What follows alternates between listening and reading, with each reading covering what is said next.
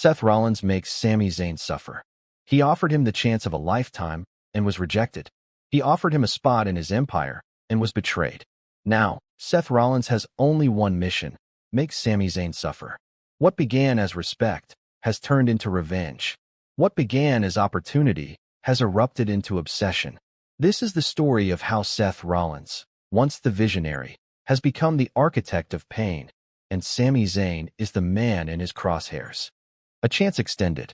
Just days after WrestleMania 41, the WWE Universe was still buzzing from Sami Zayn's emotional Intercontinental Championship win over GUNTHER.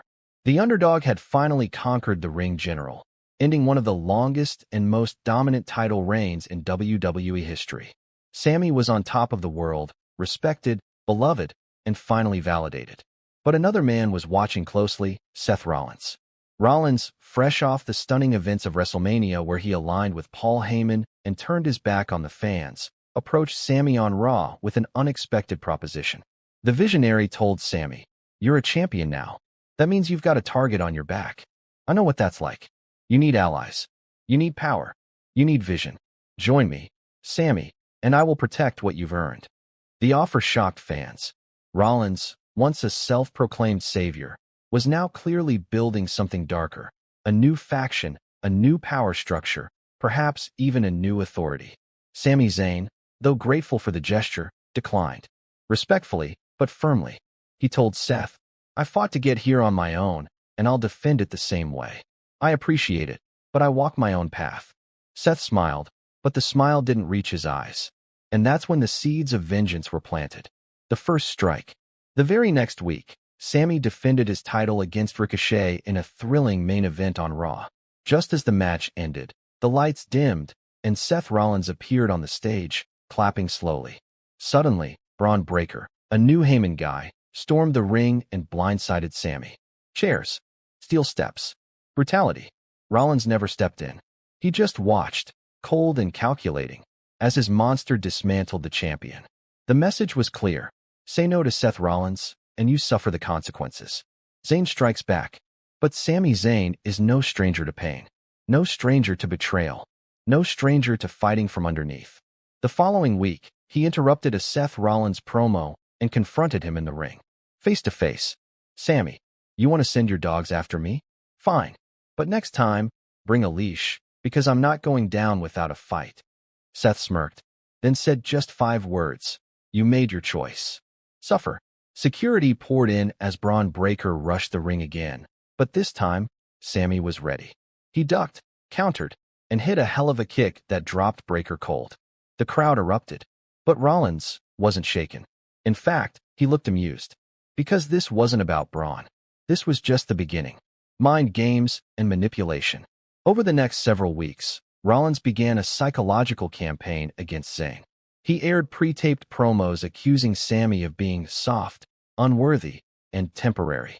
He called him a transitional champion who got lucky at WrestleMania, a man who didn't belong in the same breath as legends like Gunther, Reigns, or even himself. He even used old footage of Sami's time with the Bloodline, twisting it to suggest Sami always betrays those who trust him, planting seeds of doubt among the locker room. Rollins then began interfering in Sami's matches indirectly. Backstage attacks, technical glitches, fireworks malfunctions, even pulling strings to get Sami booked in handicap matches, all while never laying a finger on him personally. He was building a chessboard, and Sami Zayn, he was just another piece. Rollins' new allies. The vision takes shape. Rollins wasn't alone. With Paul Heyman as his consigliere, he began recruiting dangerous allies. Braun Breaker was the muscle. J.D. McDonough, estranged from Judgment Day, was brought in as the strategist. And then, the shocking addition of Tiffany Stratton, someone who had aligned herself with Rollins' ideology of image, power, and vision. Together, they formed a dangerous unit being dubbed the Architects, a modern version of the Authority, with Rollins as the face, Heyman as the voice, and Chaos as the mission. And their first target? Sami Zayn. Backlash, the beating that went too far. At WWE Backlash, Rollins finally stepped into the ring with Sami, not for a match, but for a face-to-face peace summit. The idea was floated that they'd agree to coexist. But Rollins wasn't interested in peace. With the entire faction in tow, Rollins ambushed Sami in the ring and orchestrated one of the most brutal beatdowns in recent memory. Steel chairs, table spots, a double stomp from the top rope with Sami's neck caught in a chair. Referees were helpless. Medical staff rushed in. Heyman screamed, "This is a warning to every champion in WWE." Sami was stretchered out. Backlash ended not with a celebration, but with silence, injury updates, and emotional promos. In the days that followed, WWE issued a statement confirming that Sami had suffered multiple contusions, a possible concussion, and cervical strain. Fans were outraged. Hashtag Justice for Sami trended worldwide. Rollins, in classic fashion, appeared on Raw the next night wearing a custom suit, sunglasses, and no remorse. He mocked the fans, called them emotional sheep, and declared, "I offered that man the keys to the kingdom. He spit in my face. Now look at him, broken, forgotten, and soon, replaced." Meanwhile, Sami released a pre-taped message from a hospital bed. His voice was hoarse, his face swollen. "You think this is the end? I fought my whole life for one reason, to prove people like you wrong. I'm coming back. And when I do, it won't just be for revenge. It'll be to end your empire, brick by brick." Seth takes over. Raw is Rollins. With Sami sidelined, Seth Rollins went on a rampage. He began hosting Monday Night Raw, starting each show with a monologue, declaring himself the real-world champion, even without a belt. He attacked rising baby faces like Chad Gable, Johnny Gargano, and even LA Knight, using the architects to manipulate outcomes. He replaced commentary headsets with gold microphones. He wore robes, fur coats, and carried a sledgehammer, a direct callback to Triple H. The message was clear: Raw belongs to me. And week by week, the fans grew hungrier for Sami's return. The return, Sami strikes back. Then came a fateful night.